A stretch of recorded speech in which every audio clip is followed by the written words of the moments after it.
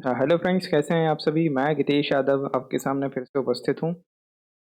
और इस बार जो है ये मेरा लेक्चर जो है, ये जो प्राचीन मध्य प्रदेश का जो प्राचीन इतिहास है उससे संबंधित है ये लेक्चर। और इसी से संबंधित मैं आपसे मेनली एमसीक्यूज पे चर्चा करने वाला हूँ। ये जो एमसीक्यूज रहेंगे, ठीक है, ये जो एमसीक्यूज रहेंगे ये आपके जो हमारे अ, उसमें एसआई का जो पेपर होगा, मध्य प्रदेश में जो हमारे एसआई का पेपर होता है, ठीक है, पटवारी का पेपर होगा, शिक्षक भर्ती के लिए जो में जो आपका मध्य प्रदेश से संबंधित जो भी क्वेश्चन होंगे कवर हो जाएगा। और साथ ही साथ ये जो 3 मार्कर आते हैं किसमें, जीएस 1 के पार्ट ए में मध्य प्रदेश का जो पेपर होता है पब्लिक सर्विस कमीशन का, उसमें भी ये आपको हेल्पफुल रहेगा। तो चलिए शुरू करते हैं। तो पहला क्वेश्चन क्या है, माघ डायनेस्टी।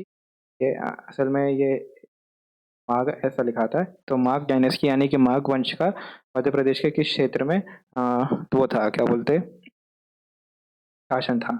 तो ऑप्शन क्या क्या है, बुंदेलखंड, बघेलखंड, महाकौशल और उज्जैन। तो इसमें जो है बघेलखंड में इसका शासन था। इसमें एक्सप्लेनेशन भी दिया हुआ है, पार्ट बी है इसका आंसर। बघेलखंड पे ये लोग राज कर रहे थे। इसका जो प्रथम राजा था वो भीमसेन था। माघ वंशों के विरोध के कारण ही क्या हुआ था कि कुषाण जो थे वो महाकौशल पर अधिकार नहीं कर पाए थे। ठीक है, महाकौशल क्षेत्र कहाँ पर है, जैसे अगर आप मध्य प्रदेश को देखोगे, जैसे मान लीजिए ये मध्य प्रदेश है, तो जो बघेलखंड वाला एरिया है वो यहाँ आता है और महाकौशल जो है वो यहाँ आ जाता है और बुंदेलखंड जो है वो यहाँ आ जाता है। ये रीवा पन्ना का उधार है। यहाँ पे कहीं ना कहीं इनका थोड़ा बहुत आधिपत्य रहा होगा जिस कारण से ये पे कंट्रोल नहीं कर सकते। दूसरा क्वेश्चन क्या है, जो कॉपर प्लेट है यानी कि क्या है, ताम्रपाषाण पत्र है किसके, महाराजा शंशोभ के। ये जो शंशोभ है ये शंशोभ ऐसे है, वो टाइपिंग में हो पा रहा था, शंशोभ ऐसे लिखा जाता है। मतलब ये जो यहाँ पे जो शाह है इसकी जगह ये क्षत्रिय वाला शाह आएगा। ठीक है, सन ऑफ किसके, हस्तिन के थे। और हस्तिन कौन सी वंश से संबंधित है, तो परिव्राजक डायनेस्टी से ये लोग संबंध रखते थे। तो इनके ताम्रपत्र कहाँ कहाँ से मिले हैं, ये है क्वेश्चन। बैतुल एवं खो, पन्ना एवं खो, विदिशा एवं खो और उज्जैन एवं खो। तो अगर आप इस वंश की अगर बात करें, किसकी, परिव्राजक वंश की अगर आप बात करें, तो इसका जो शासन था वो बुंदेलखंड में आता है। ठीक है, बुंदेलखंड में इसका शासन था। और बुंदेलखंड में भी अगर आप देखेंगे स्पेशली तो पन्ना पन्ना जिले में आता है इसका, पन्ना डिस्ट्रिक्ट में आता है इनका शासन। ठीक है, मगर इसका जो संक्षोभ है, और हस्तिन का पुत्र कौन है संक्षोभ, इसके ताम्रपत्र पूछा है तो ताम्रपत्र जो है बैतूल एवं खो से मिले हैं। ठीक है, ये इसका एक्सप्लेनेशन दिया हुआ है, ये है इसका आंसर। इस वंश के शासकों का राज्य बुंदेलखंड था। बुंदेलखंड में भी कहाँ पे, पन्ना में। बैतुल ताम्रपत्र में डाहल और तथा 18 आणविक राजाओं के स्वामी का उल्लेख मिलता है हमें। ठीक है, तो इस हिसाब से ये इम्पोर्टेंट है। किस क्षेत्र में उच्चकल्प डायनेस्टी यानी कि उच्चकल्प जो वंश है इसका शासन क्षेत्र हमें देखने को मिलता है, तो पन्ना, रीवा, सतना, छतरपुर सब आसपास की हैं। तो इसका जो आंसर है वो सतना है। ठीक है, ऑप्शन सी, उच्च कल्प का क्षेत्र आधुनिक उच्चहरा यानी कि सतना जिले में है। महाराजा शर्वनाथ इस वंश के अंतिम शासक थे। जानकारी का अभाव है थोड़ा इसमें कि ये कि इसका संस्थापक कौन था।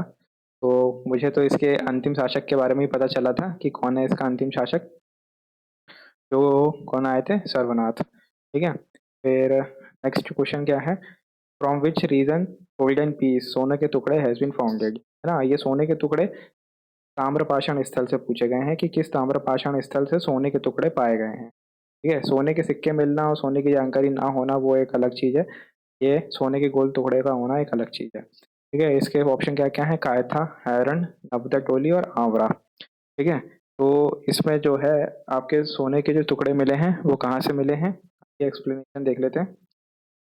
इसमें मिले हैं डी से, यानी कि कहाँ से, सागर जिले के एरन का प्राचीन नाम एरिकिन था।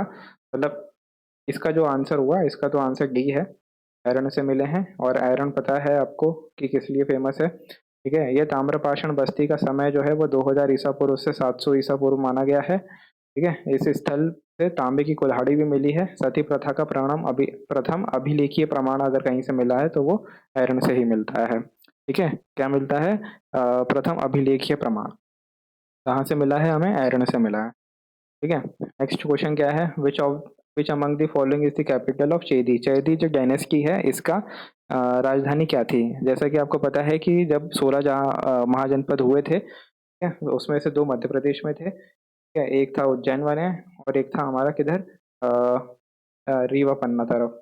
ठीक है, तो ये जो है इसको पूर्वी जो हमारा वो है बुंदेलखंड, ठीक है, पूर्वी बुंदेलखंड है, उस क्षेत्र में ये चेदी वंश का हमें देखने को मिलता है। और महाभारत काल में अगर देखें तो यहाँ पे शिशुपाल यहाँ का राजा हुआ करता था, तो इसका चेदी का। ठीक है, तो इसका आंसर क्या है? इसके हिसाब से शुक्तिमती है इसका आंसर, ध्यान रखिएगा इसको। ठीक है, एक्सप्लेनेशन क्या है? ये जनपद बुंदेलखंड के पूर्वी क्षेत्र में विस्तारित था, इसकी राजधानी शुक्तिमती थी। इसके कमजोर पड़ने पर मगध साम्राज्य में मिल गया था ये वाला। और चेदी ही वंश की एक शाखा उड़ीसा तरफ भी स्थापित हुई थी, जिसके जिसके राजा कौन थे? खारवेल। ठीक है, तो ये आपको 3 नंबर में काम आ सकता है कि खारवेल अगर 3 नंबर में आ जाए तो। और जो खारवेल है, एक मैंने और जो खारवेल है तो जो एक मिनट, ये जो खारवेल है इनका एक अभिलेख है, कौन सा? हाथी गुम्फा अभिलेख। ठीक है, हाथी गुम्फा अभिलेख किसका है? खारवेल का। तो ये 2 फैक्ट आप याद रखिएगा, क्योंकि ये कभी भी आपको प्री वगैरह में किसी भी पेपर में मिल सकता है, और साथ ही साथ ये मेन में भी आपको 3 नंबर में आ सकता है, हाथी गुम्फा अभिलेख के बारे में। ठीक है, फिर क्या क्वेश्चन है कि तुमैन अभिलेख मध्य प्रदेश के किस जिले में स्थित है?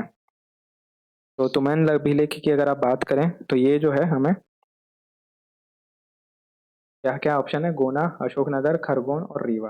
तो तुमैन अभिलेख जो है हमें क्षेत्र में गुना, मध्य प्रदेश के गुना जिले में देखता है। ऑप्शन ए है इसका आंसर, यह मध्य प्रदेश के गुना जिले में स्थित है।